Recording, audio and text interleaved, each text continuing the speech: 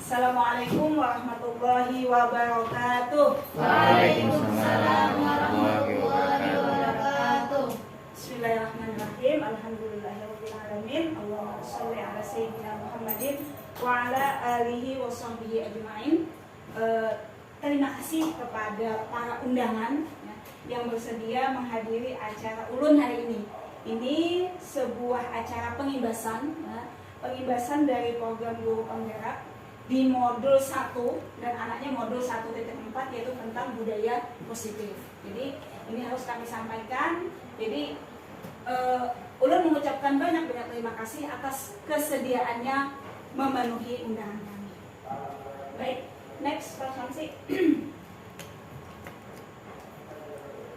Baik, Bapak Ibu, sebelum kita membahas tentang apa dan bagaimana itu budaya positif, jadi kita merefleksi atau mereview kembali bagaimana pemikiran Ki Hajar Dewantara.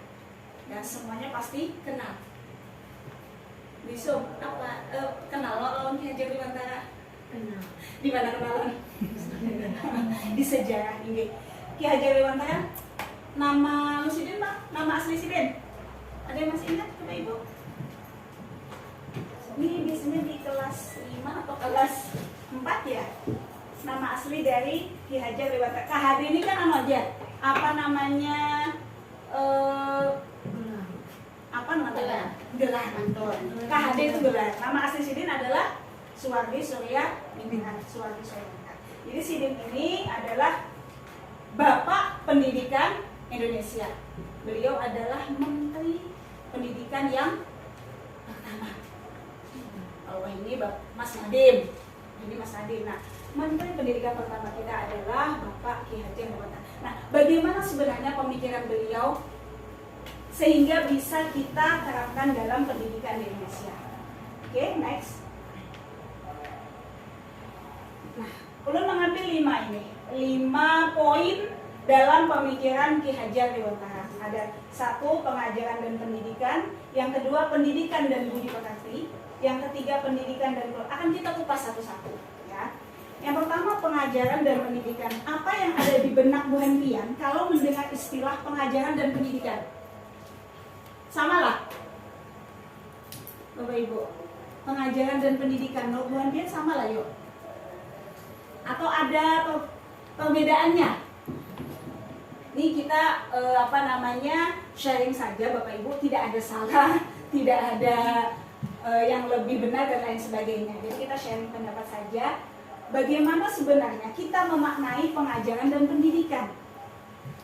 Ya. Jadi kalau menurut KHD yang bisa kami tangkap, ya kami pahami dari apa yang beliau sampaikan, pengajaran itu lebih sempit.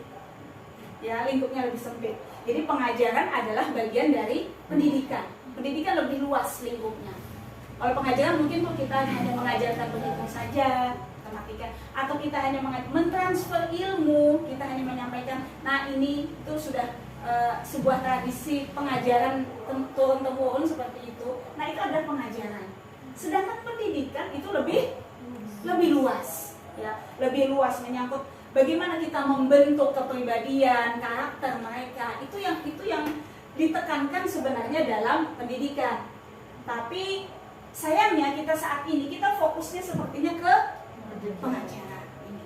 Seharusnya kita lebih berpikir lagi bagaimana sebenarnya pendidikan di Indonesia, pendidikan supaya berpikir bahwa pendidikan itu bisa terus lebih baik. Nah, sebutin yang mungkin kita harus refleksi terus Bapak Ibu, bahwa kita sebagai guru ada satu kata, kita tidak pernah berhenti untuk belajar. Jadi kita kada boleh merasa sudah cukup, ini bangga aku nih sudah selesai sampai sini, tidak. Tapi kita harus terus belajar supaya kita, ya anak aja suruh belajar harus kok, mereka suruh berkembang. Kadang mungkin kalau kita tidak berkembang juga. Kemudian yang kedua, pendidikan dan budi pekerti. Ini adalah 2 hal yang sangat berhubungan. Ya. Kalau ini kita nyebut apa? Pendidikan karakter. Nah, pendidikan karakter itu ya budi pekerti ini.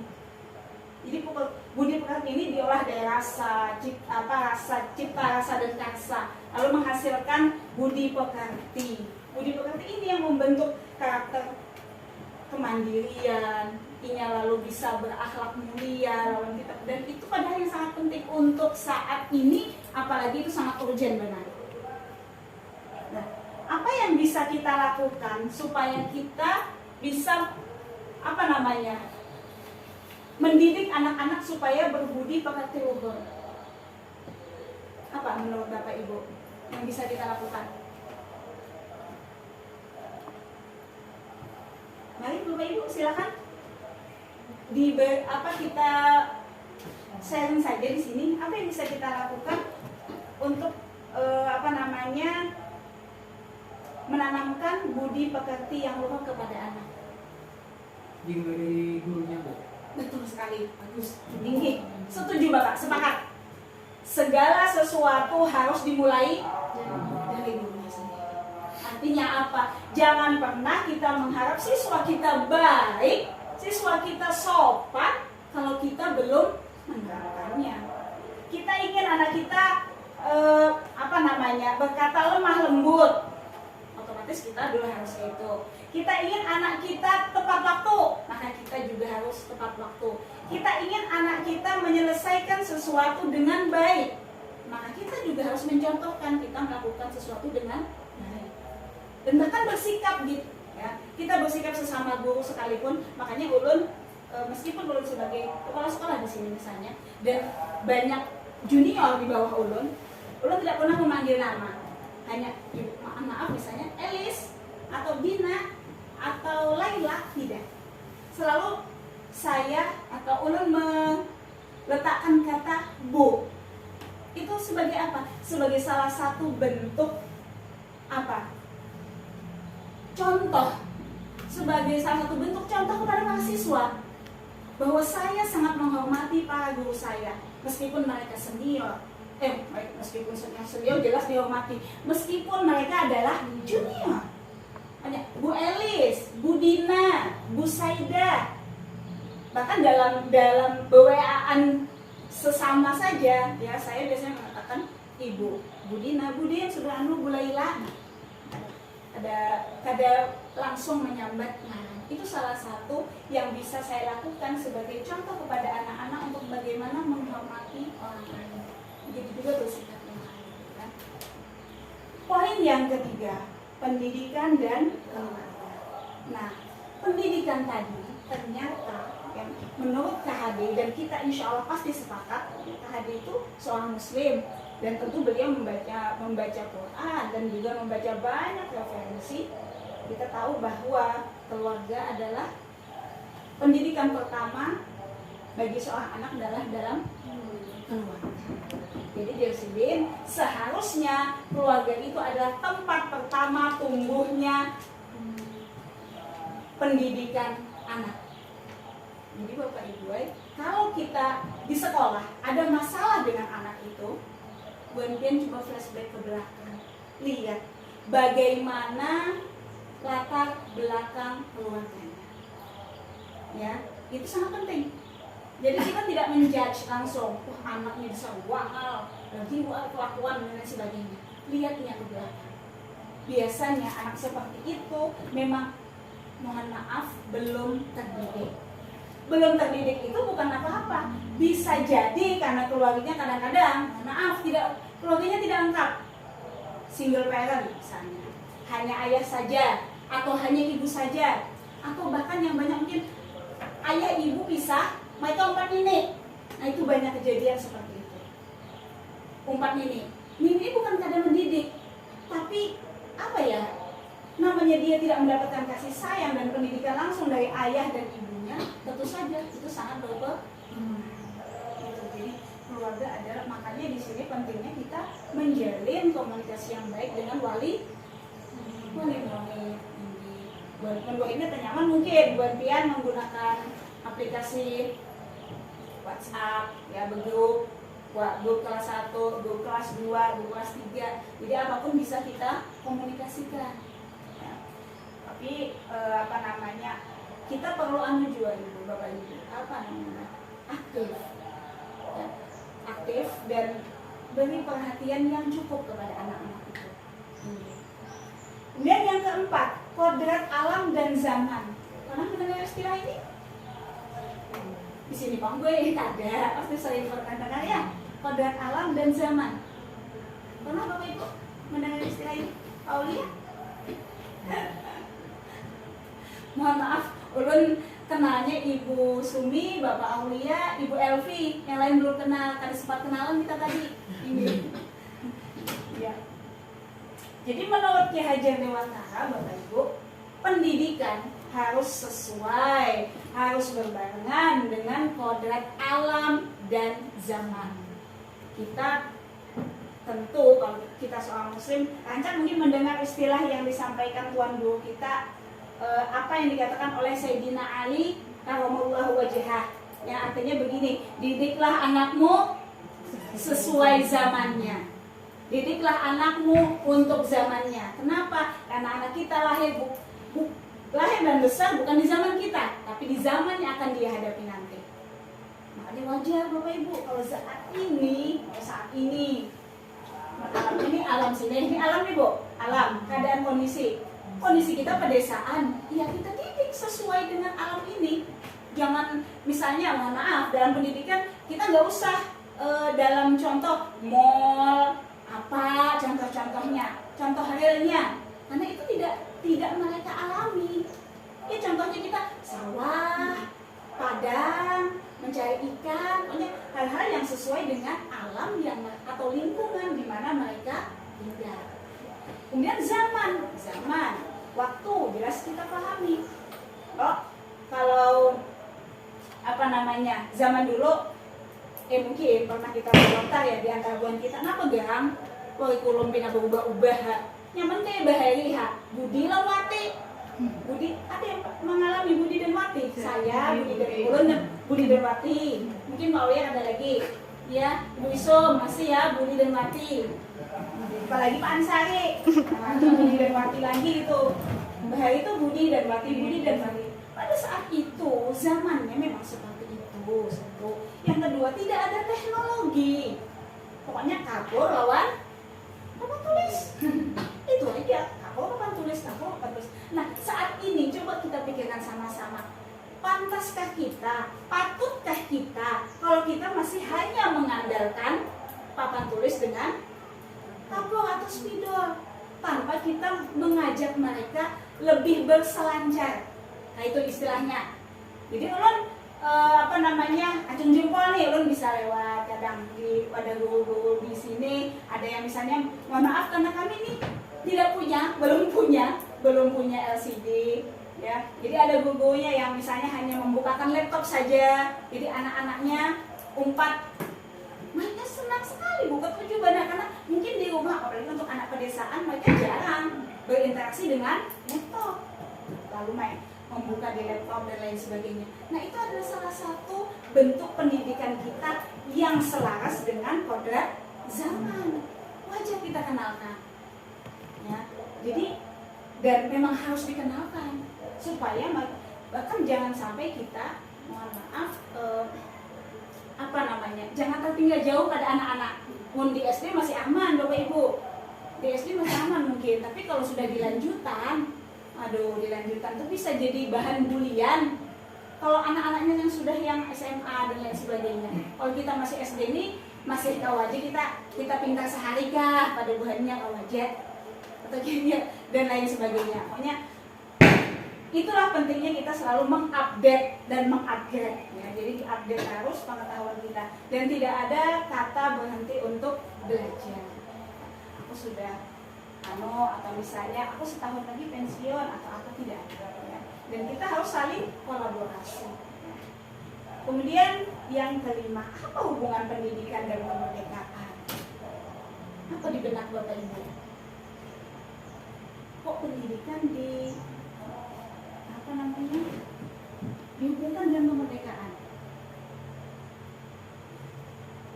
Bapak Ibu, kita dijajah ya, lawas benar kita dijajah. Lalu kita melawan dengan menggunakan senjata, dengan fisik. Tidak menang-menang tuh. Ada menang ketika kita melawan penjajah menggunakan fisik. Tapi ketika menggunakan akal, menggunakan kecerdasan, lalu kita bisa diplomasi dan lain sebagainya. Tapi tetap memang ada peperangan itu tetap ada. Tapi harus ada diplomasi, harus ada kecerdasan. Nah, jadi Bapak Ibu, menurut Ki Hajar Dewantara, seyogianya yang namanya pendidikan itu menuntun siswa, menuntun segala kodrat siswa untuk mencapai kebahagiaan dan kemerdekaan. Jadi ini merdeka, Bu, dengan pendidikan itu, dengan dia merdeka, ya, merdeka merdeka apa sih istilahnya? Menginginkan sesuatu yang terbaik bagi dia. Jadi yang namanya merdeka itu, Bu, Inya punya keinginan positif untuk melakukan sesuatu tanpa intervensi orang lain. Itu merdekaannya. Jadi tapi kadang-kadang kita terjajah juga sih, terjajahnya. Tapi kalau yang menjajah kebaikan nggak apa-apa. Karena kita kadang mau merdeka, kadang mau punya inisiatif sendiri, akhirnya harus digerakkan oleh orang lain. Bisa aja itu. Nah, jadi seharusnya ya pendidikan ini memunculkan siswa-siswa yang merdeka. Oke, sampai sini dulu Bapak Ibu. Ada yang ingin ditanyakan atau ada yang membingungkan atau ada yang apa saja boleh. Ini yang berkenaan dengan ini. Sebelum kita lanjut ke slide berikutnya.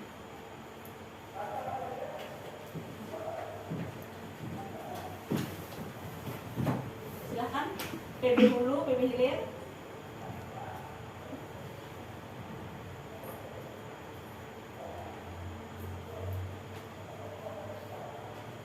Pak Samsi, ada Pak Samsi?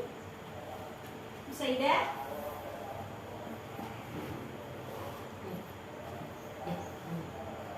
Ulia? Bapak Ulia, oke, next.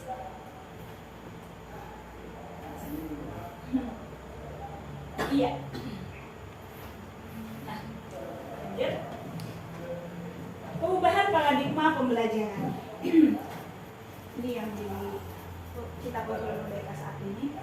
Kurikulum merdeka mengatakan pembelajaran yang berpusat kepada murid atau student center itu sebenarnya lama, saya bilang mulai kita 2013 sebenarnya. Tapi selalu tidak selesai. Ya, maksudnya itu belum selesai, kita kemudian ganti kebijakan. Tapi kita nggak boleh berpesimis. Kita harus tetap optimis bahwa kita mampu, kita bisa. Ya. Jadi kurikulum merdeka makan pembelajaran yang berpusat kepada murid. Jadi yang dikehendaki ya, dalam pendidikan itu sebenarnya anak-anak itu mereka belajar belajar secara apa mas istilahnya, benar-benar mereka yang belajar, bukan kita aja nih. Kayak mohon maaf kayak ini misalnya ulun ceramah aja, bukan hanya jadi pendengar modelnya. Nah ini namanya mohon maaf itu berpusat ulun aja ya, tidak berpusat kepada peserta. Nah, kayak tujuan kita di dalam kelas. Kalau Buan Pian hanya menggunakan metode ceramah misalnya, ceramah aja, ya, tidak mengembangkan skill mereka, ya. Jadi otomatis itu hanya pada guru aja, apalagi kalau ya ini rekan-rekan ceramah. Paling berapa menitnya diam? 5 menit, 10 menit, 15 menit paling lawas. Banyak begitu ya, naiknya tuh. Iya, jadi itulah Bu letaknya apa? Bukan sulit sebenarnya. Tugas kita sebagai seorang guru itu tadi. Kita sebenarnya FPP itu penting, tapi yang ianya tuh ketika di dalam kelas bagaimana suasana kelas itu hidup.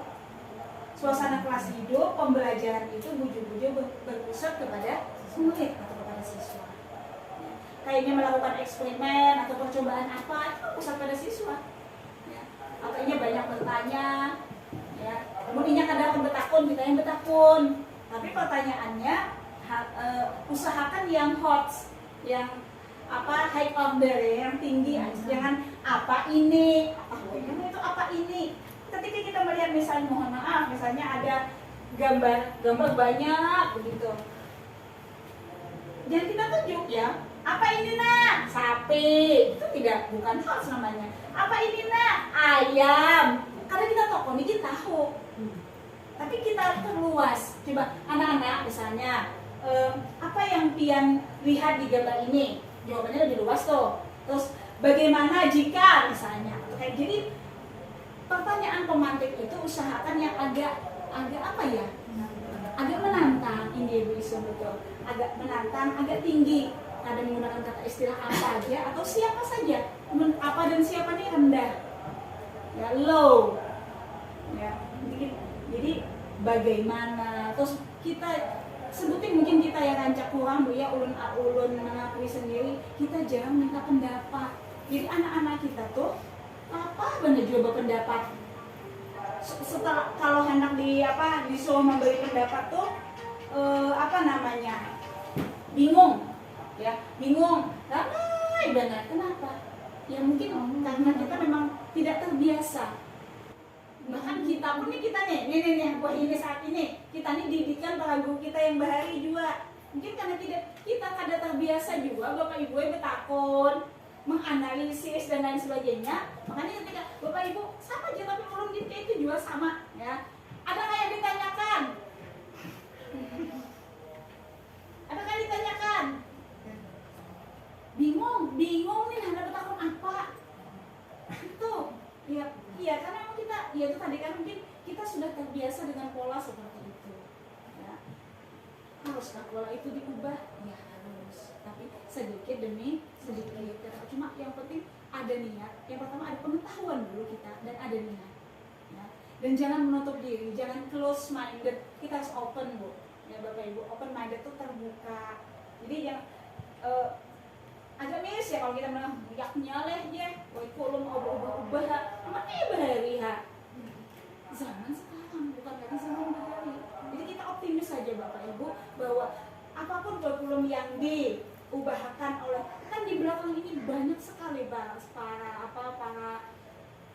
pendidik, para peneliti, para pemerhati pendidikan, tentu saja mereka juga sudah mempertimbangkan ini yang supaya ini sebenarnya mereka sudah hendak memperbaiki, tapi kadang gitu. Jadi kita berharap mulai yang Tuhan di atas sana sampai kita di sini benar-benar niatnya lurus ya, kita memang ingin memperbaiki pendidikan di Indonesia dan mudah-mudahan kurikulum merdeka yang baru saja kita jalani ini bisa lanjut dan bisa menghasilkan memang siswa yang jauh lebih baik ya.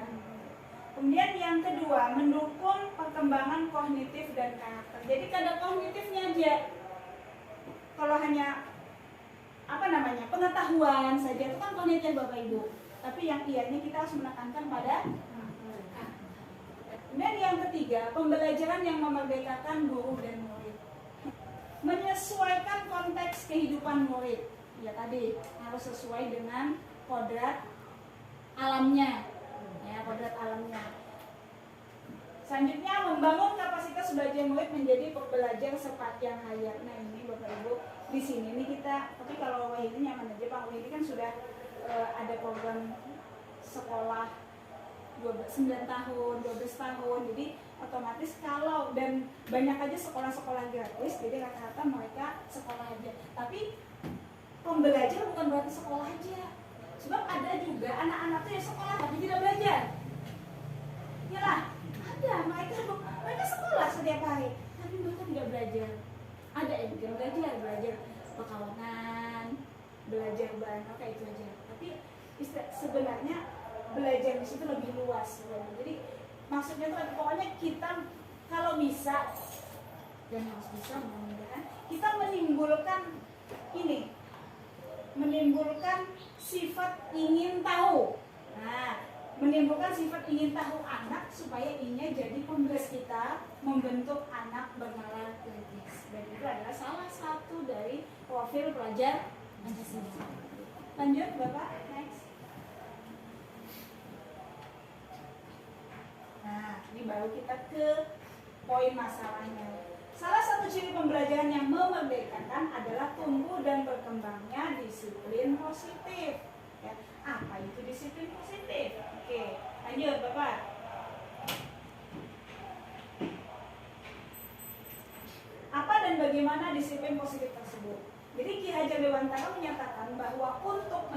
menghasilkan murid yang merdeka, syarat utamanya adalah harus ada disiplin yang kuat. Disiplin yang dimaksud adalah disiplin dari diri sendiri, disiplin diri atau motivasi internal.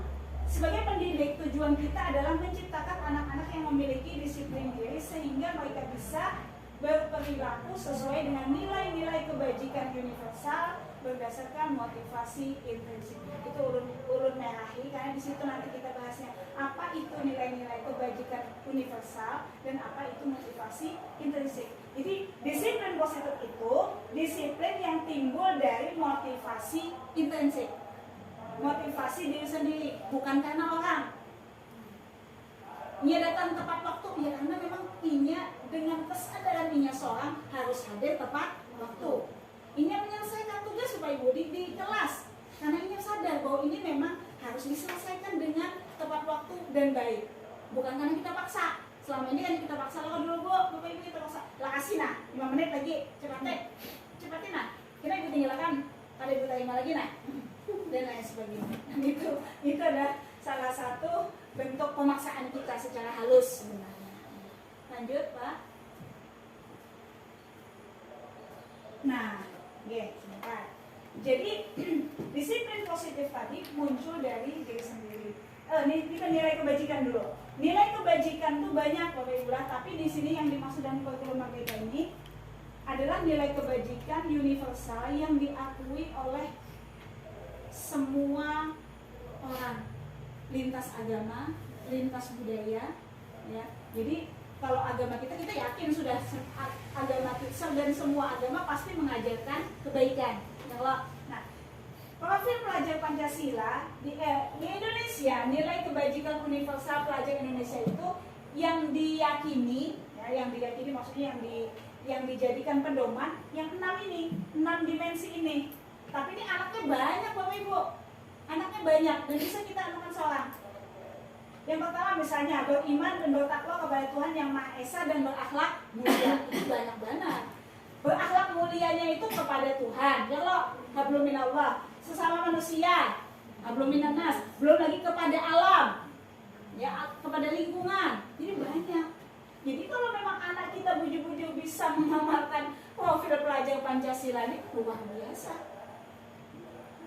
Jadi itu beriman, bertakwa kepada Tuhan yang Maha Esa dan berakhlak mulia. Dan ini sering dijadikan visi misi sekolah. Selalu dijadikan visi misi sekolah. Nah, tugas kita bagaimana menyelaraskan pendidikan itu supaya sesuai lawan visi misi yang kita tuju. Tapi ini sesuai Pangguai harus dengan tingkatannya. Mun anak SD kayak apa? Tingkatan anak SD untuk beriman. Ada sama lawan yang beriman yang sudah lanjutan tinggi lain. Nah, kemudian berakhlak mulianya mungkin kepada sesama temannya, dengan orang yang lebih tua kayak apa, ya, kepada orang yang lebih muda kayak apa. Dan ini merupakan tugas kita bersama, bagaimana kita membentuk anak-anak itu bisa berakhlak mulia. Kemudian yang kedua, berkebinekaan global. Ini yang digadang-gadang kita dianggap, mohon maaf misalnya kita dianggap intoleran, tidak toleransi. Nah ini harus kita anukan kepada siswa kita. Jadi misal siswa kita kan untuk di sekolah lain, misalnya di sekolah lain yang lebih luas, penduduknya lebih banyak, segmennya lebih luas, misalnya ada orang yang beragama beda dengan kita, ada Kristen, ada Hindu, ada Buddha, itu mungkin menanamkan toleransinya ternyata sedikit, ya. Tapi kita ini khusus Muslim aja. Nah, maka ini harus pian senggol dua dalam pembelajaran, disenggolakan, dipadahkan. Bukan memadahkan bahwa semua agama benar, tidak. Itu lain toleransi namanya. Kita toleransi, karena kita di Indonesia ini terdiri dari 6 agama, ya. Dan harus saling menghormati. Artinya kita tidak boleh ada anak kita yang menyambati. Kebinekaan global di sini menyambut agama, suku, ras dan lain sebagainya. Bahkan status sosial mungkin. Ya, yang ketiga bergotong royong, tahu aja paham kita itu bekerja sama, berkolaborasi. Yang keempat mandiri. Nah di sini Bapak Ibu, mandiri di situ kalau dalam benak kita apa mandiri itu ya? mandiri? Terancam istilah mandiri banyak orangnya. Apa Bu El mandiri Bu El? Segala sesuatunya bergerak sendiri. Segala sesuatu dikerjakan sendiri. Dia Bu El. Paulia Bang, apa Paulia? Mandiri itu Paulia. Sama, kalau lebih sama. Kurang lebih sama dengan apa yang disampaikan Ibu Laila, melakukan sesuatu, melakukan segala sesuatu soalnya dia lah ya sendiri. Nah, dia. Tidak mencari orang lain. Tanpa bantuan orang lain. Nah, itu. Nah, dalam apa namanya jangkauan pikiran kita mandiri itu selesai sampai di situ. Ternyata mandiri di sini itu lebih luas Bapak Ibu. Mandiri di sini anak itu punya pikiran yang bebas Bapak Ibu, tanpa diintervensi. Inya punya inisiatif. Nah, inisiatif nih kali, punya inisiatif sendiri. Kadang-kadang ada loh Bapak anak-anak tuh, misal, mohon maaf, kayak misalnya tuh ada jam kosong, bukunya ada. Kalau anak yang mandiri tapi mandiri dalam hal belajar, maka dia akan berinisiatif. Ngambil buku, baca buku. Ada anak kita seperti itu. Ngambil buku, baca buku, atau apakah hal yang dilakukan yang berkenaan dengan pembelajaran. Nah, itu mandiri berarti dalam. Nah, kita Bapak Ibu, kita nih sebagai orang dewasa. Nah, istilah mandiri di sini ada salah satunya adalah kita punya inisiatif sendiri untuk mengembangkan diri. Karena memang manusia itu harus terus berkembang. Kadang mau stop. Banyu aja Bapak Ibu kalau kemandak, banyu itu apa? Kemandak berlumut, hijau, tahu. Nah, itu juga kita kalau mandek nyaman Bang, tapi zona nyaman. Yang nyaman tuh zona nyaman ya, berantai aja. Ada apa-apa. Tadi mengajarkan tugas, datang pulang, itu zona nyaman namanya. Ya. Bagi Bu Hanpian yang memungkinkan, sebenarnya segala sesuatu memungkinkan jika dibarengi dengan niat yang kuat. Niat yang kuat untuk berkembang, maka insya Allah bisa. Jadi mandiri di situ ada punya inisiatif sendiri untuk mengembangkan diri, untuk belajar. Pokoknya inisiatif punya anak sendiri kayak itu Bang. Punya kemandirian. Misalnya ini anak jadi apa Bu Elisa, maka dia akan fokus ke situ dan tidak terpengaruh dengan pandiran ataupun provokasi orang lain. Aku ingin ini harus aku capai, jalannya seperti ini, lakukan. Paling-paling minta pendapat, maksudnya minta dikuatkan, minta dukungan, ya. Ada goyah, maksudnya goyah berarti kita belum mandi benar. Kemudian yang kelima bernalar kritis itu tadi Bapak Ibu lah, dan ini sesuatu yang masih juga harus terus kita belajar. Ulun dia masih memahami kalau bernalar kritis, kalau usia untuk SD, anak-anak kelas 1 kayak apa caranya, kelas 2, kalau kelas tinggi kan mungkin bagaimana pendapat dia atau bagaimana di anak-anak kelas 1 kayak apa yo caranya itu kadang-kadang yang harus terus kita belajar. Kayak aku suka ingin bernalar kritis itu kayak apa. Dan yang keenam, kreatif. Insya Allah Bapak Ibu sebutkan kreatif orangnya melakukan membuat sesuatu atau apapun yang inisiatif namanya. Lanjut Pak, satu. Nah itu kebajikan universal. Tadi kan ada dua berdasarkan kebajikan universal dan motivasi perilaku manusia. Jadi motivasi perilaku manusia, Bapak Ibu coba perhatikan dari 3 itu. Kira-kira Bapak Ibu di nomor berapa? Mulai dari nomor 1 itu level paling rendah Bapak Ibu, nomor 2, dan level tertinggi adalah nomor 3. Kita berharap kita semua berada di level 3.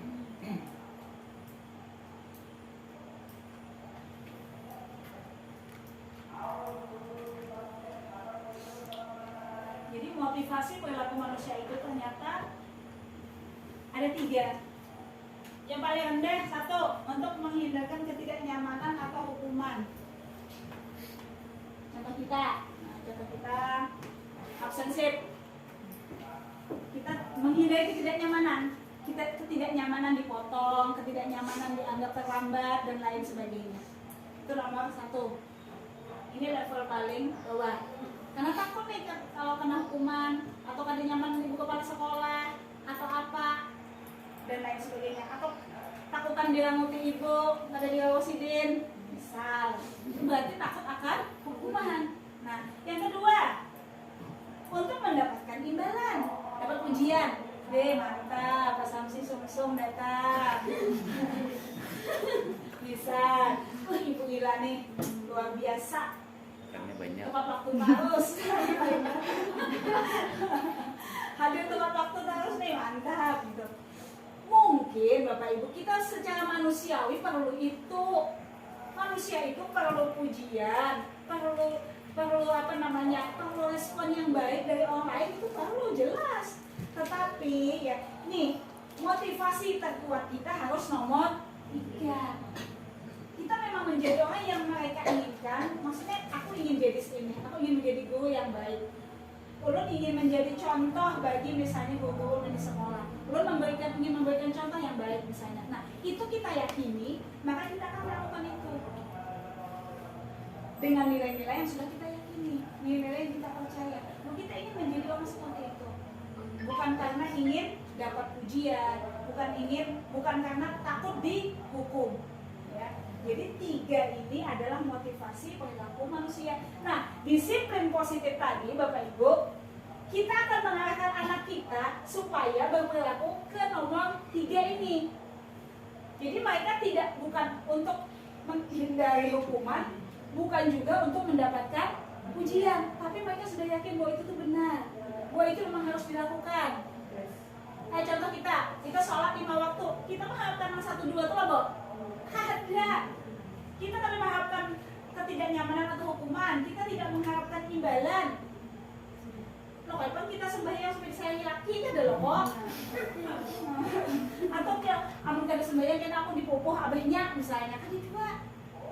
Tapi kita melakukan kebaikan itu karena memang kita yakin bahwa itu wajib, kita harus dilaksanakan dengan benar. Nah, kita seharusnya Bapak Ibu membimbing anak-anak kita itu melakukan kebaikan-kebaikan itu berdasarkan ini. Mereka memang meyakini bahwa belajar itu memang perlu, disiplin itu perlu, datang tepat waktu itu perlu, menyelesaikan tugas tepat pada waktunya itu perlu. Itu menanamkan keinginan.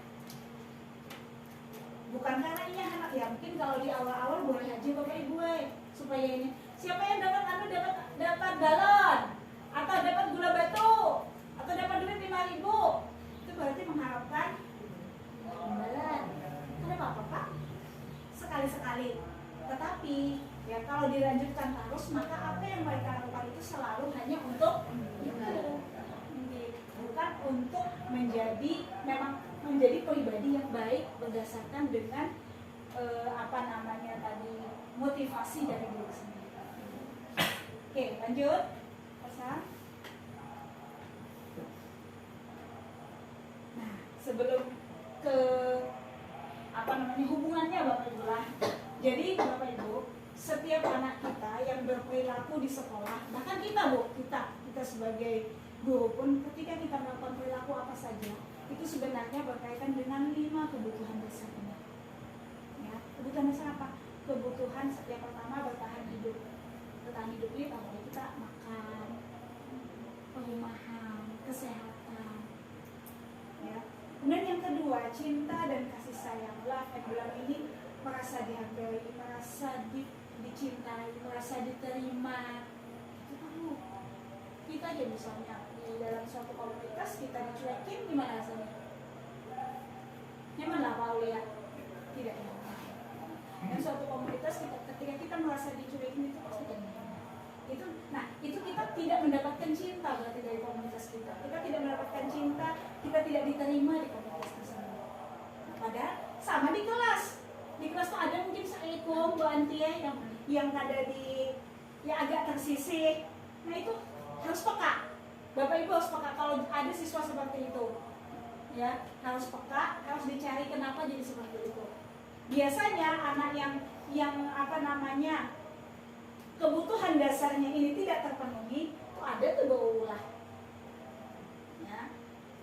Kemudian kebebasan. Ya, setiap kita pasti ingin bebas. sesuatu. Nah, tuh hati juga anak-anak kita di kelas tuh yang kita sudah ada kekaruan dan mungkin paham kelakuannya, mungkin dia ingin bebas. Ayo keluar anak-anak itu kada, tapi berikan mereka misalnya alternatif. Nah, ini anak apa? Kita ingin melakukan pembelajaran, tapi pembelajaran ini masih berhubungan dengan materi atau kompetensi yang ingin kita capai. Ya, tapi berikan mereka kebebasan untuk melakukan. Kita bisa melakukan ini, bisa ini bisa. Soalnya memilih di antara 3 atau 2 pilihan yang kita ajukan. Kalau dia punya inisiatif lain, tapi itu bisa dikreasikan di pembelajaran, nggak apa-apa. Kemudian yang keempat, kesenangan, ya, atau fun. Semua kita pasti perlu kesenangan. Ada loh Bu, anak-anak yang suka mengganggu kawanannya. Nah, itu salah satunya Bu, kesenangannya itu pada terpenuhi. Gawil, ketujuh mengganggu orang, kadang-kadang kesenangannya itu belum terpenuhi. Jadi diapain kita penuhi, kita beri ruang dia. Bisa mengajak bermain, karena Pak kelas tuh ibu juga bukan kayak apakah sedang runtuh bawahnya beramian keluar masuk kadang-kadang itu hanya butuh kesenangan. Kekuasaan dia hanya hendak selalu terdepan di kekuasaan, ya hendak jadi hendak jadikan ketua, jadikan seksi keamanan, ya pokoknya ini ada kekuasaan, dia ingin menguasai orang, hendak selalu jadi pemimpin tadi Pak. Nah, jadi 5 ini kadang-kadang kalau kada terpenuhi, ya bolah di sekolahan, di kelas, bolah masalah. Karena 5 kebutuhan dasarnya tidak terpenuhi. Sampai situ dulu nah. Ayo Bapak Ibu, ada yang di Ambon ulun, jadi Bapak Ibu kena ngantuk. Jadi harus Aulia, silakan. Baik, assalamualaikum warahmatullahi wabarakatuh. Waalaikumsalam warahmatullahi wabarakatuh. Ibu Pak Edi, terima kasih atas kesempatannya. Saya ingin bertanya Bu, mohon izin Bapak Ibu semua. Saya sangat tertarik tadi tentang pembahasan budaya positif, khususnya tentang pembelajaran berdiferensiasi atau memfokuskan dengan kebutuhan siswa ya. Jadi kan kayak gini, khususnya di sekolah saya itu kan berkebutuhan menyesuaikan kebutuhan dari siswa tersebut. Contoh misalnya Bu, si anak ini, si A dia punya potensi di bidang vokal suara, kemudian satunya dia mempunyai bidang di gambar, kemudian dan sebagainya. Namun ketika kita ingin mengetahui potensi tersebut, anak tersebut down mental, artinya dia tidak mau mengeluarkan. Karena apa? Karena dia malu Bu. Nah seperti itu. Contohnya tadi sangat bermanfaat pada hari ini karena saya ingin mengikutkan lomba anak-anak saya kelas 6. Sebenarnya anak itu punya potensi, tapi dia nggak mau mengeluarkan potensi tersebut. Nah mungkin menurut Ibu, bagaimana nih trik atau cara terbaik agar anak tersebut merasa mentalnya kuat Bu dalam bersaing? Apakah karena mereka takut kalah atau bagaimana dan seperti apa? Kemudian pertanyaan yang kedua, tadi saya juga sangat tertarik hal tentang tentang budaya positif, tentang disiplin, tentang kebebasan. Saya pernah membuka YouTube, jadi Bu, anak itu belajar di dalam kelas, itu mereka dibebaskan Bu. Dibebaskan dalam artian misalkan nih, mereka nggak mau duduk di kursi, saya mau duduk di lantai aja Pak, mau nunggik, mau gimana. Tapi kan mereka senang seperti itu. Itu menurut Ibu apakah itu menjadi hal budaya positif yang bagus? Tapi seandainya akan diteruskan, yang lain kan bisa ikut-ikutan seperti itu Bu. Mungkin saya sambil duduk di lantai, sedangkan ada kursi kan Bu. Cuman kan dia lebih menikmati atau senang duduk di lantai dan hasilnya pun lebih baik. Iya, lebih baik seperti itu. Apakah itu jadi hal berkesinambungan selanjutnya? Terima kasih. Ya, terima kasih Bapak Aulia. Jadi ini bukan jawaban pasti tepat ya Bapak Aulia ya. Kita di sini sharing pendapat Bapak Ibu. Bukan mungkin Pak Aulia memang fokus bertanya ke ulun, tapi Bapak Ibu semuanya punya kesempatan dan sebaiknya mengeluarkan juga unek-uneknya ya. Dan kalau punya pendapat silahkan disampaikan. Yang pertama tadi Pian masalah anak-anak itu down Pak ya, kadang mau mengeluarkan potensinya. Gitu.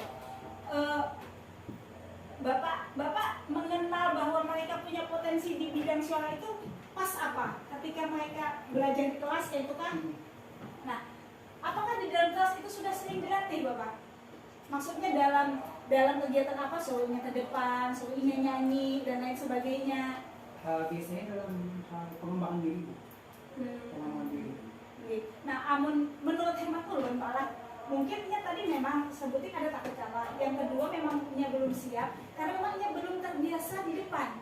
Jam terbangnya kurang. Belum terbiasa di depan. Jadi ini pendapat ulun Bapak Lah, masukan dari kami. Biasakan dulunya di muka nih. Jadi Pak audiens penontonnya ini biarlah teman-temannya saja dulu. Jangan dikeluarkan dulu. Ini tahu-tahu kan dia langsung ada dibawa keluar nih. Nah, jadi siapkan dulu mentalnya di dalam. Ya, siapkan dulu mentalnya di dalam. Kita lihat Pak, makanya dalam hal pengembangan diri Bapak penontonnya banyak juga Pak Leh. Biasanya teman-temannya. Biasanya kan pengembangan diri itu langsung di dalam kelas, Bu. Cuman bila belum sudah keempat tuh ini Bu kayak menyupan tuh nah, Bu. Kayak mau nguler kayak itu nah akhirnya supan. kayak itu nah, Bu. Jadi kayak kita tahu dia punya nah, potensi itu. Pak. Ya itu tadi. Kita memang anak itu Pak ada yang sangat pede, ada yang minderan memang kayak itu. Ya, yang nyaman tuh memang anak itu punya potensi dan pede. Tapi kalau anak itu sebenarnya punya potensi tapi minderan, nah tugas kita agak berat sedikit Pak menimbulkan itunya dulu. Menumbuhkan kepercayaan dirinya tuh nah. Rancak dilatih aja dulu. Coba kalau rancak dilatih, dan di teman-temannya harus dikondisikan memberi respon yang baik Bapak. Nah, atau apa ini salah sedikit, nah itu sangat habis deh kalau lagi. Jadi teman-temannya harus dilajari menghargai apapun, kayak apapun yang disampaikan, yang dianukan oleh kawannya, maka harus respon positif yang keluar. Itu ya. Jadi kuatnya Pak ya, tapi sudah sedikit kawannya sudah ada rasa habis deh.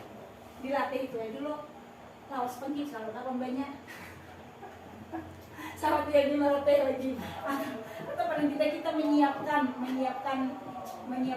menyiapkan di tahun-tahun berikutnya ada apa? Ada istilah terlambat. Kemudian yang kedua, ulangi Pak Paulian apa tadi? Yang masalah duduk tadi malah. Masalah duduk. Bapak Ibu, ada yang kada tepat menurut bahan pian, mohon dikoreksi Bapak Ibu lah. Jangan disimpan aja nih. Nggih, dikoreksi Bu. Pendapat bahan pian kayak apa? Kita di sini sharing Bapak Ibu. Ulun tidak membohongi, ulun hanya menyampaikan, dan ini pun sebatas pemahaman ulun ya tentang modul yang sudah diajarkan. Seandainya bukan ulun yang menyampaikan, mungkin lain lagi juga pemahamannya. Dan itu nyamannya di pendidikan guru penggerak itu kan ada salah semuanya diberi respon positif oleh fasilitator ataupun instruktur. Karena ulun pun masih rancak menggunakan kata tapi, mereka ada mau menggunakan kata tapi. Bapak Ibu, apa yang saya sampaikan sudah sangat bagus dan akan lebih bagus lagi bila ini ada dewannya tuh tapi. Kalau dulu masih hanya tapi keceplosan. Tapi itu sesuatu yang negatif. Tapi ini baiknya tapi udah tuh hilang baiknya. Dan akan lebih bagus lagi. Budin, alhamdulillah ini, dan akan lebih bagus lagi jika ditambahkan dengan ini. Itu. Jadi mereka mengajari bagaimana memberikan respon secara positif. Kayak itu kita mulai di kelas anak-anak. Pokoknya berikan respon sepositif mungkin terhadap anak tuh.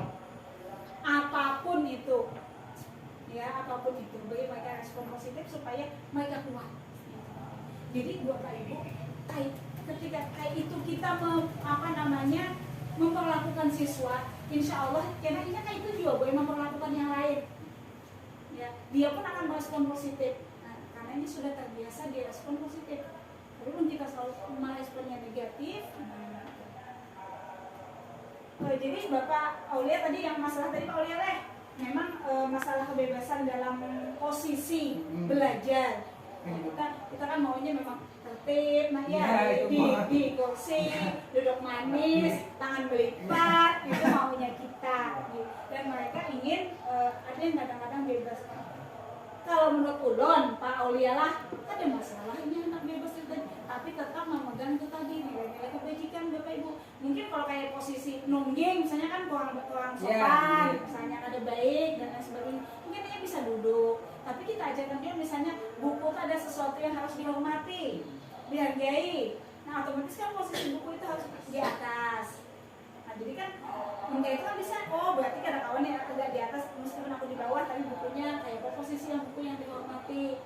Kalau ulun sih kadang apa-apa, menurut ulun sih kadang masalah itu. Tapi karena kan yang dilanjutkan, kan anunya berkembang aja Pak Aulia, apa namanya kedewasaannya berkembang gitu. Nah, dan mereka pasti bisa mikir bagaimana cara belajar yang bikin kita bulat. Kita sudah terbiasa kayak ini kan di kelas kayak posisi seminar ke bawah ke belakang. Bahkan kadang-kadang kita kadang memperhatikan posisi anak yang di muka tuh dari awal semester sampainya lulus, sampai naik di situ pandai. Padahal harusnya ada rotasi. Seandainya duduknya ini tuh ada kan rotasi. Jadi semua anak punya kesempatan di muka, punya kesempatan di belakang.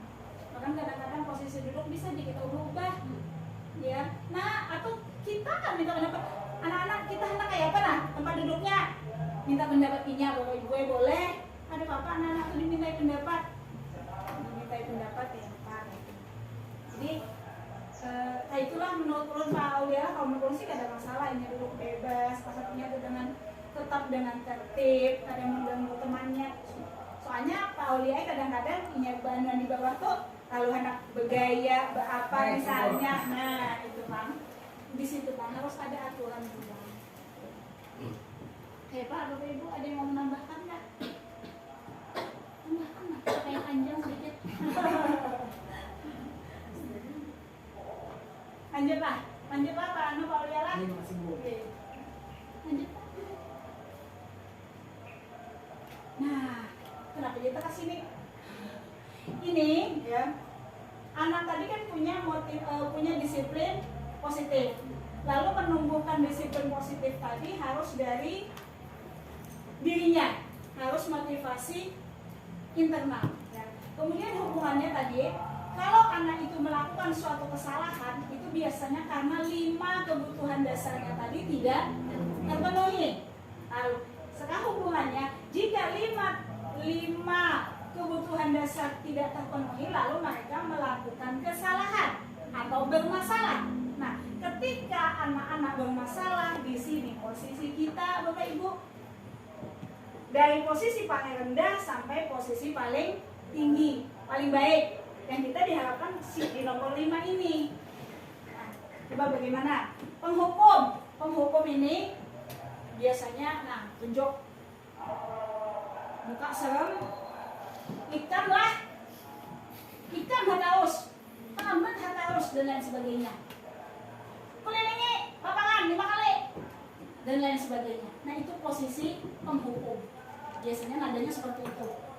Terus mukanya menakutkan, mukanya dulu nih, ya itu posisi penghukum. Ulun yakin bertahan tidak datang posisi penghukum di sini. Dari mukanya kelihatan nah, wajah-wajah anu seperti apa? Wajah-wajah apa namanya ramah. Yang kedua, membuat rasa bersalah. Mungkin ada kita terbuat Bapak Ibu, membuat rasa bersalah ini Bapak Ibu. Lembut aja ada kata-katanya, tapi menohok juga. Lembut kata-katanya, tapi menohok. Kayak apa nak pian nih?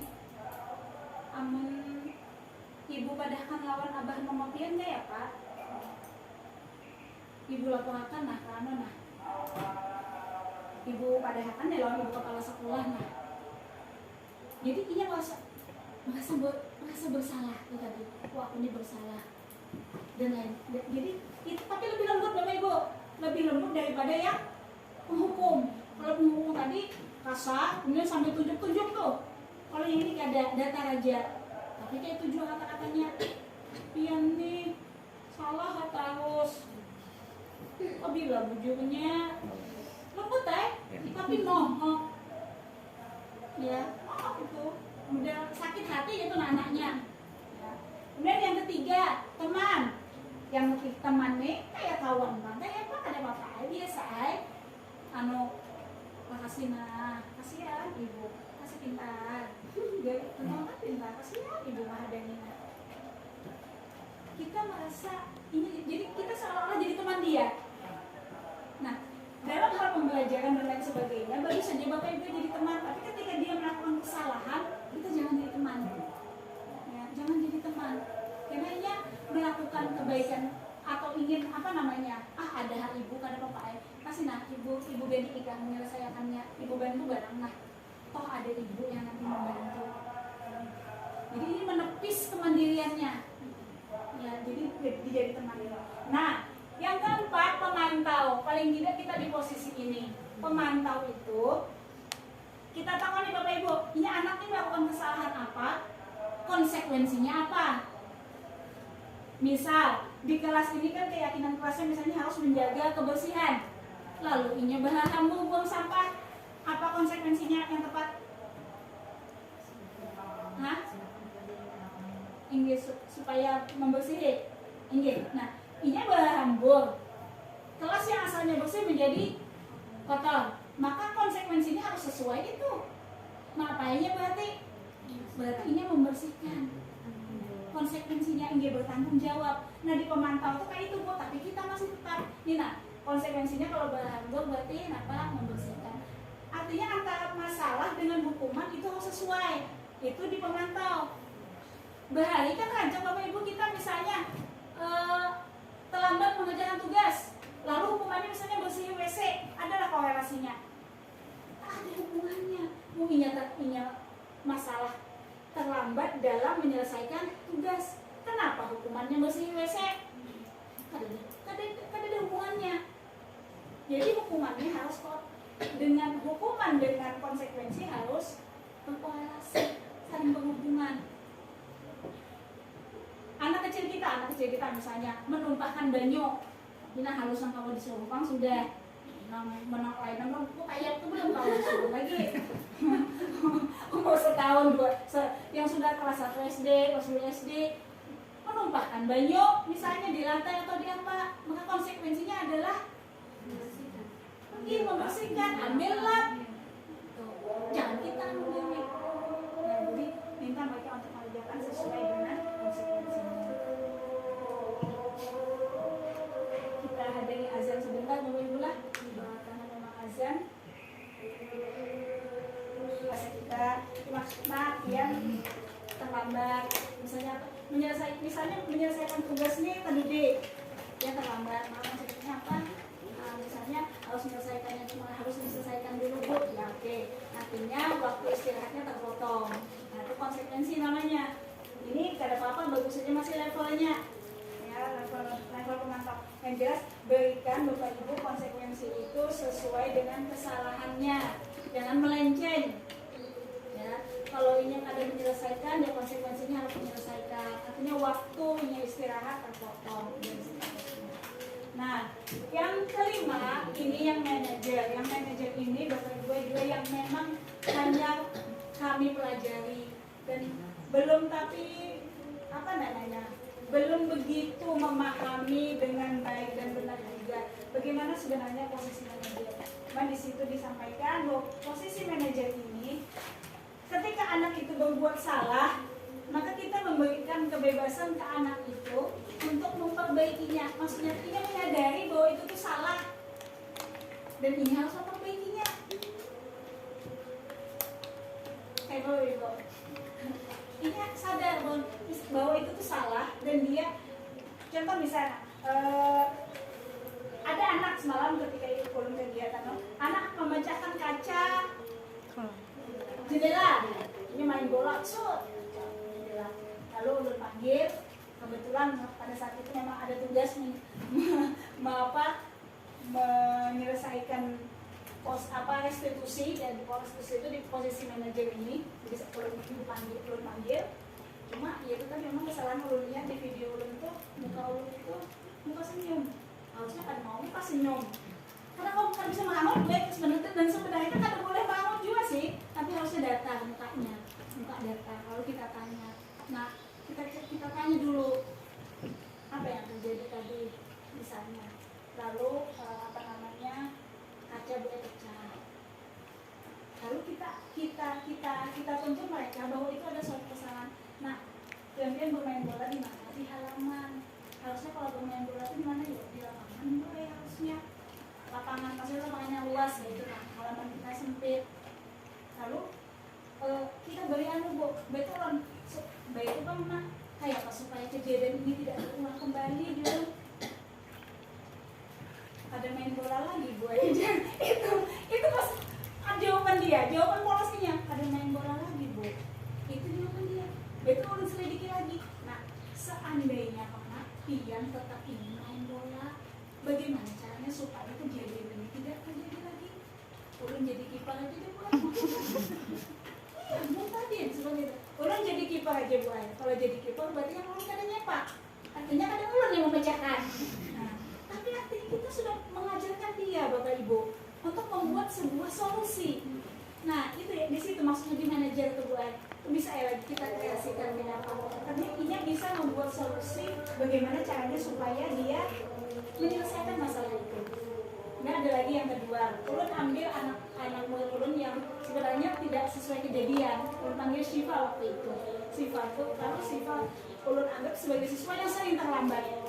Tapi ulun bebaskan ulun itu gak ada ulun skenario kan. Ulun bebaskan dia menjawab. Tema Syifa ini posisi Pian adalah anak yang selalu terlambat. Rupanya, nah Syifa hari ini Pian terlambat ya naknya. Iya. Nyaman gak terlambat tuh? Aduh, tadi nyaman. Kenapa tadi nyamannya? Terlalu tergesa-gesa dan lain sebagainya. Lalu apa yang bisa Pian lakukan untuk memperbaiki hal ini? Mikir, ya lu kan ada mano, ada kan kayak apa kan jawabannya kayak itu nah. Mikir, bangun lebih awal Bu akhirnya. Bangun lebih awal, artinya bangun lebih pagi, bersiap-siap supaya tidak terlambat ke sekolah. Punya solusi, kalau punya solusi. Tapi solusinya tidak dari kita. Solusinya dari dia sendiri, dia mencoba memikirkan solusinya. Nah, kalau solusi itu dari Ina, Bu, maka itu akan kuat ya itu nah. Kadang-kadang kita setel. Nah, di situ maksudnya dari ini posisi kita sebagai manajer. Manage aja kita. Sebagai pengarah aja, betul Ibu Sur. Pengarah. Iya. Lanjut Pak Sansi. Nah, salah satu cara untuk menumbuhkan yang sikap posisi kita sebagai manajer tadi adalah menumbuhkan keyakinan kelas. Nah, mungkin Bapak Ibu pernah dengar istilah ini? Keyakinan kelas? Pernah Bu Anti? Belum. Bu Iso? Belum pernah dilihat ya? Pak Samsi? Belum pernah. Keyakinan kelas. Mereka keyakinan beragama. Karena kita membahas keyakinan kelas. Nah, dalam kurikulum merdeka ini kita diarahkan untuk menumbuhkan keyakinan kelas. Ya. Jadi inilah salah satu cara untuk menumbuhkan disiplin positif. Kita garis bawahi lagi Bapak Ibu, disiplin positif tadi adalah disiplin yang dilakukan berdasarkan motivasi internal. Ini seorang, bukan karena guru bukan karena paksaan, bukan karena hukuman, bukan karena imbalan, tapi benar-benar dari dirinya sendiri. Lanjut, nanti. Ini ulun semalam waktu kegiatan di kelas 5. Jadi ulun mencoba untuk membuat sebuah keyakinan kelas. Jadi keyakinan kelas itu bagaimana tata caranya? Kita Bapak Ibu, kita bagikan ya semacam kertas atau apakah kita bagikan. So mereka menuliskan apa saja yang perlu dilakukan di dalam kelas, apa saja yang tidak perlu dilakukan, yang jangan dilakukan, dan diusahakan menggunakan kalimat positif. Nah, misalnya jangan membuang sampah, kita jangan sembarangan, kita ganti dengan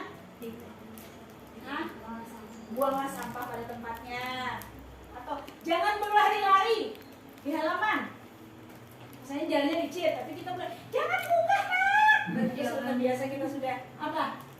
NG berjalan hati-hati atau berjalan di kita kan langsung aja jangan buka nak, jangan lari. Tapi ulun sih kadang juga benar Bang. Soalnya kita kan dalam Al-Quran itu kalau memang itu fakta tuh banyak menggunakan kata jangan membunuh misalnya, jangan menyakiti misalnya. Kadang-kadang kalau tapi kita boleh berpendapat kan Bapak Ibu, kita boleh tidak selalu mengiyakan ya, kita boleh berpendapat ya. Jadi cuma di sini di membuat keyakinan kelas itu diusahakan menggunakan kalimat positif. Jadi anak-anak kumpulkan. Jadi semalam Ibu Anti, karena muridnya Ibu Anti ini hanya 6, saya kok nggak ada turun, hanya 5. Jadi 5, tolong nak tuliskan di kertas, Ibu bagi kertas, di kertas itu tuliskan apa saja yang harus kita lakukan di kelas kita supaya kelas kita tertib. Apakah?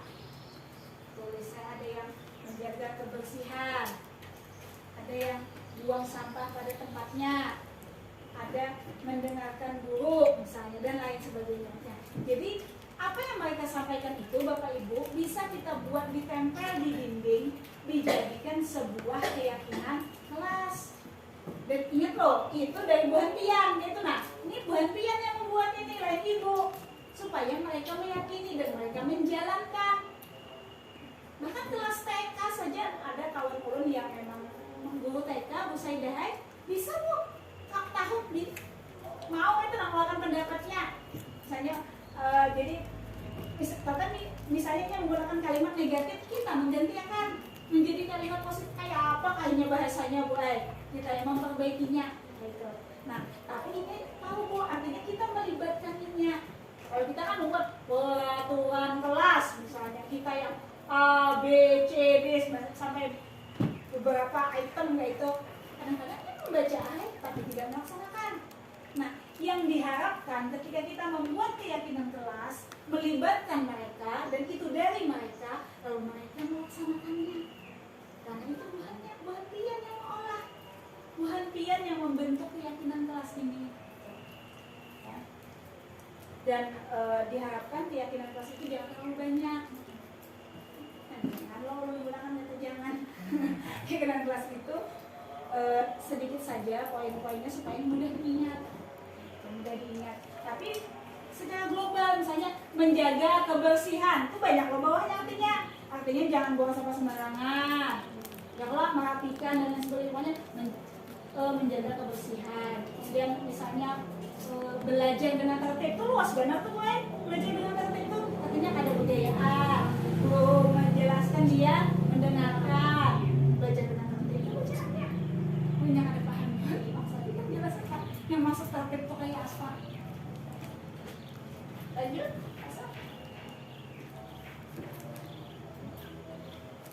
Nah, di sini yang tadi yang kita berposisi sebagai manajer tadi Bapak Ibu. Jadi kalau ada anak salah, kita stabilkan identitasnya dulu. Kan niat karena melakukan salah tuh pasti hatinya kada nyaman. Kita panggil dulu, kita kondisikan supaya kondisinya nyaman. Bahkan boleh kita mengucap adalah ada apa nak? Semua orang pasti pernah salah. Ibu waktu ulun memanggilmu kadit itu ibu ulun sampai itu padahal ulun terus wakaf kaca.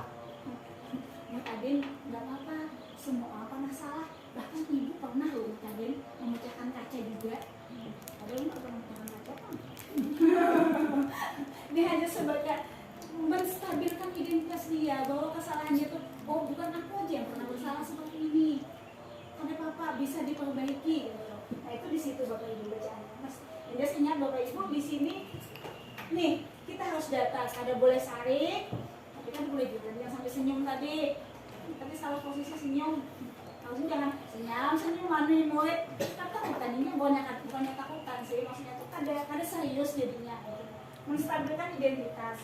Yang ketiga kemudian validasi tindakan yang salah. Kita akan ingin bahwa tindakannya itu adalah salah, kada benar.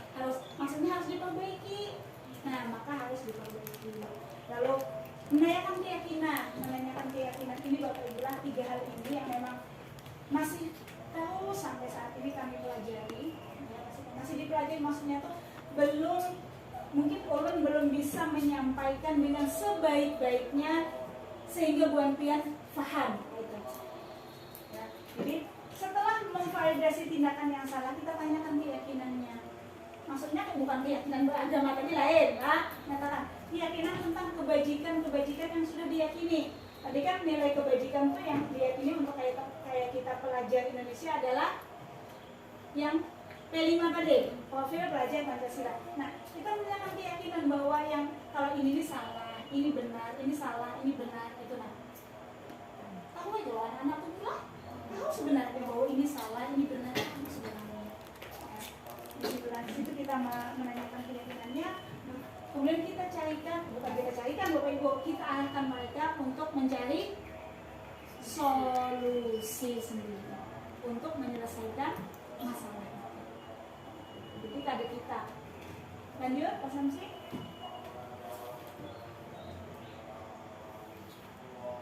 Kalau dilihat lah Bu, ini Bu ini screenshot.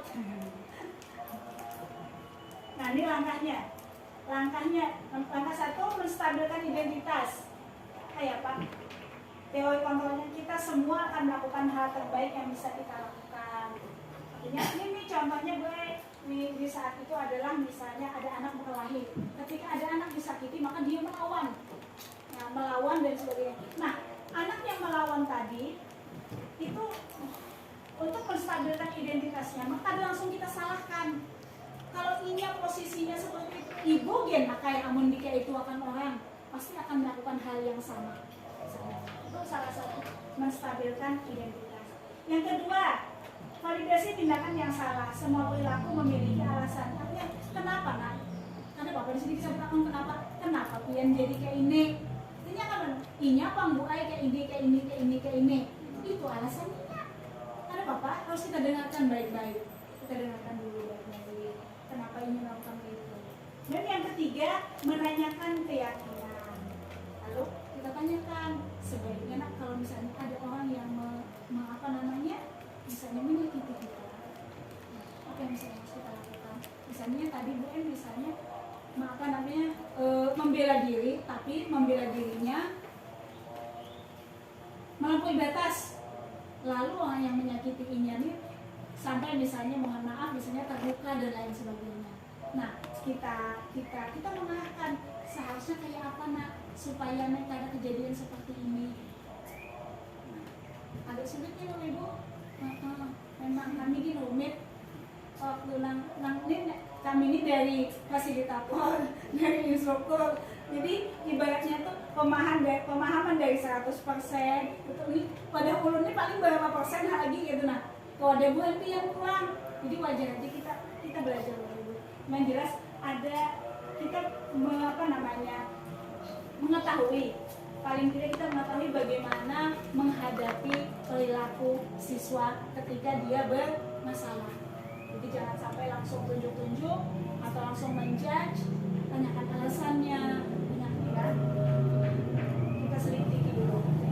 Intinya kita selidiki dulu, kita lihat dulu kayak latar belakang. Sampai sini mungkin ada yang bisa disaringkan. Sekali lagi sesuai pemahaman ulun, sesuai kemampuan ulun. Mungkin kadang mampu, kita cari sama-sama. Ini slide terakhir ya Bapak mungkin, ya lah. Iya, ini slide terakhir. Masih. Ada yang ingin disampaikan?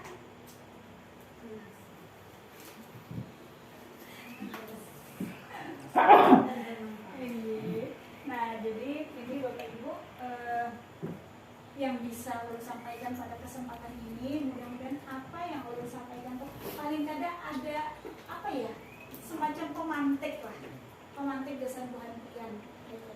Ilmunya mungkin jauh Bapak Ibu dan pemahaman ulun hanya sampai di situ dulu sementara ini yang bisa ulun pahami tentang modul budaya positif ya. Mulai modul 1 Bapak Ibu 1.1, 1.2, 1.3 dan sampai 1.4. Itu yang bisa ulun pahami dan bisa ulun sampaikan, ulun berbagi pemahaman ulun kepada Bu Handrian. Mohon maaf atas segala kekurangannya. Mohon maaf kalau membingungkan. Nanti kita belajar sama-sama nih Bapak Ibu. Bagi yang berminat silahkan mendaftar Bicara dulu. Masih. Demikian yang bisa saya sampaikan. Terima kasih atas segala perhatiannya dan mohon maaf atas segala kekurangan. Kelebihannya itu berdasarkan bantuan Allah, kekurangannya dari ulun sendiri. Ulun akhiri. Wabillahi taufiq wal hidayah. Wassalamualaikum warahmatullahi wabarakatuh. Waalaikumsalam warahmatullahi wabarakatuh. Assalamualaikum warahmatullahi wabarakatuh. Waalaikumsalam warahmatullahi wabarakatuh. Baiklah anak-anak ibu semuanya, hari ini ibu akan mengajak kalian membuat istilahnya peraturan kelas. Kalau Bu Henten ajak mendengar peraturan kelas. Nah, ada istilah baru yang akan kita gunakan yaitu keyakinan kelas. Pernah nggak dengar keyakinan kelas? Pernah? Apa? Dulu. Nah, keyakinan kenapa keyakinan kelas tidak peraturan kelas? Nah, jadi keyakinan kelas itu lebih pada sesuatu yang kita yakini, dan kalau itu kita yakini maka pasti kita kerjakan. Yalah, kayak misalnya kita yakin sholat itu wajib, maka kita akan mengerjakan. Kita yakin kalau mau pergi kemana-mana pakai helm itu aman, maka ada polisi kah? Adakah? Maka kita akan menggunakan helm karena untuk keamanan. Nah, itu namanya kita punya keyakinan. Makanya hari ini kita akan membuat keyakinan kelas. Jadi ibu akan membagikan 5 kertas. Tolong tuliskan satu saja, masing-masing satu saja keyakinan kelas yang akan kita terapkan di kelas kita. Apakah? Tapi gunakan kalimat positif. Kalimat positif kayak gini contohnya. Jangan tidak menggunakan kata jangan. Misalnya jangan ribut. Jangan ribut kita bisa kita ganti dengan belajar dengan tertib misalnya. Ya kalau jadi tidak ada kata-kata jangan. Kita ganti dengan kalimat positif. Misalnya belajar dengan tertib misalnya, terus mendengarkan penjelasan guru misalnya. Ya kalau kemudian misalnya menjaga kebersihan, meletakkan barang pada tempatnya. Nah, itu keyakinan-keyakinan kelas yang bahasanya positif. Nah, silakan Bu-Henten tuliskan di kertas masing-masing satu saja. Nanti keyakinan kelas ini akan kita tulis dan kita tempelkan. Nah, itu keyakinan kita, keyakinan kelas 5. Dan itu harus kita taati karena itu sudah kita yakini. Karena ini berasal dari bukan pilihan seorang. Ya lah. Ada ibu yang menuliskan keyakinan kelasnya, tapi Pian sendiri yang menentukan apa saja keyakinan di kelas 5. Bisa dipahami? Bisa ya? Silakan dituliskan. Masing-masing satu saja. Tidak perlu pakai nama. Ya. Silakan dituliskan apa keyakinan kelas yang akan kita kerjakan di kelas kita. Silakan.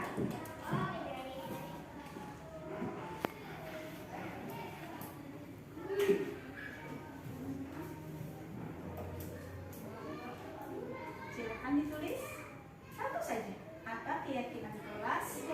Ya. Tidak.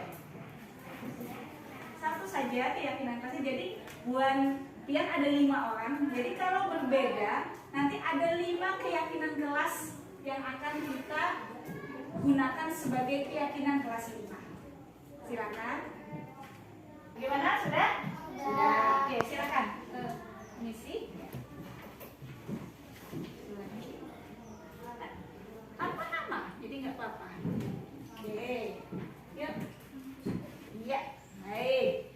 Ada 5 keyakinan kelas ya yang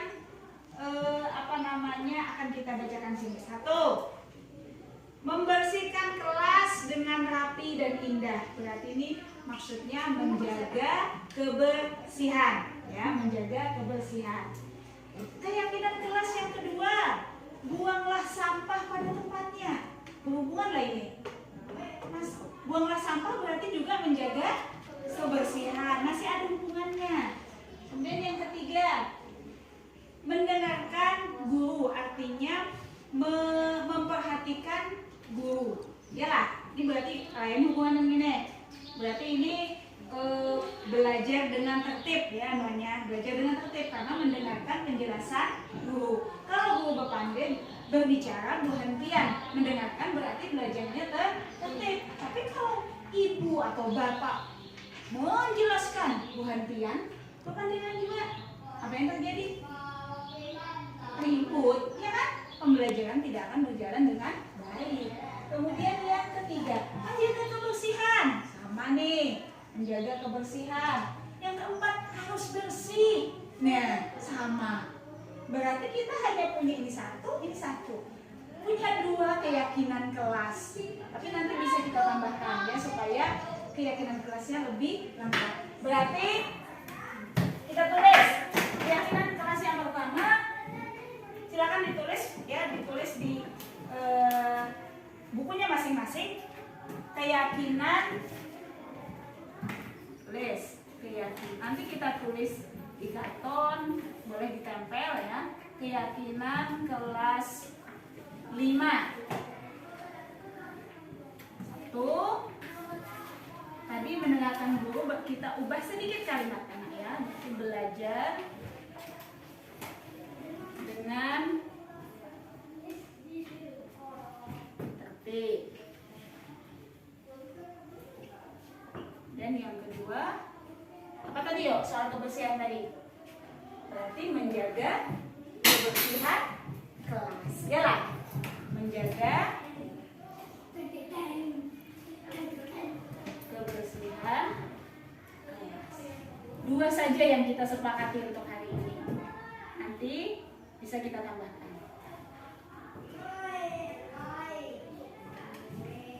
Nah, dulu kita menyebutnya peraturan kelas. Ini kita menyebutnya dengan keyakinan kelas. Keyakinan kelas. Sudah Bu Hantian pilih, Bu Hantian yakini, maka ini akan kita lakukan bersama-sama. Ya. Yang pertama, belajar dengan tertib. Artinya semua Bu Hantian ketika belajar harus tertib. Ini kita sudah yakini. Yang kedua, kita harus menjaga kebersihan kelas. Artinya kalau ada sampah diapain? Dibuang. Kalau ada sampah berserakan? Dibersihkan, diambil, dipungut dan dibuang pada tempat. Nah, itulah peraturan kelas kita yang sudah kita tentukan untuk hari ini. Nanti akan kita gali lagi keyakinan kelas yang lain supaya lebih beragam. Demikian kegiatan kita hari ini. Ibu akhiri. Assalamualaikum warahmatullahi wabarakatuh. Waalaikumsalam warahmatullahi